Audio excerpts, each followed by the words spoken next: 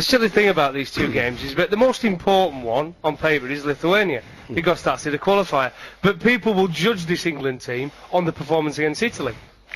Well, that's a possibility, but that's a little bit dangerous on this occasion in particular, because apart from all those players that I've suggested, you know, or I've said aren't here through injury, I fear we're going to lose a few more. I mean, already there's one or two that I know won't be able to join us against Italy because of the current problems that they're dealing with at the moment. So I fear on this occasion in particular it won't be as strong a team as I maybe would have liked to have put out.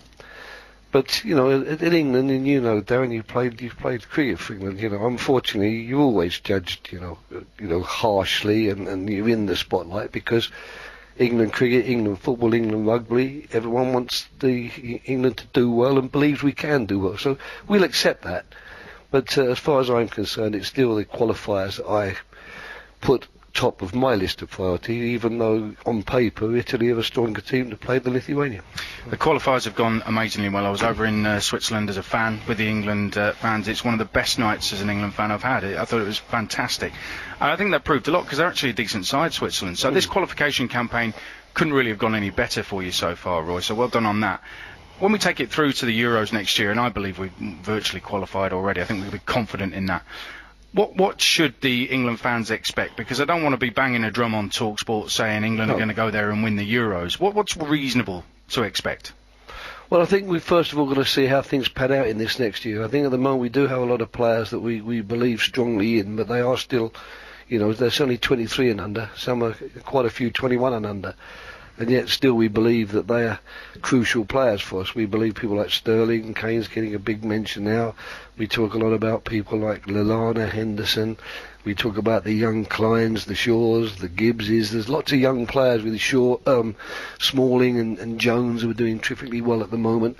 I think we've really got to see what the next year brings for them as well, because it's not just a question of what they're going to do in 10 or a dozen games. For me as an England coach, it's what they're doing for their clubs in the Champions League and how many chances they're getting in the Premier League. Are they going to keep their places? Are Smalling and Jones going to be, at this stage next year, still Manchester United's first two choice centre-halves with, maybe another half a dozen Champions League games behind them? All those things make a difference. I think if all goes well and the players continue to get the chances in their club teams they're getting at the moment, they will improve, they will get stronger. They will become better in terms of game understanding, and our chances therefore will improve. But unfortunately, in all tournaments, it's knockout stuff, and you know, you're dependent upon so many factors that you can't control. If someone says to me, well, if you get the team you want, and all these factors you're talking about now continue to go your way, are you confident that the team you put out on the field will do well, will play well, and give a very good account of itself? I think I'd say yes, I am. But whether or not that leads to victories, that's another matter. And if it doesn't, we'll be where we were after the World Cup. Well, another disaster. How come the Germans get it right and we don't? And then when I say, well, I don't see really that much in terms of what the Germans believe in and what they try to do, that doesn't vary too much from what we try to do. People say, well, that's ridiculous. They win and you don't. It might just be down to, you know, the quality of players and experience, and it could even be down to a little bit of luck sometimes along the way.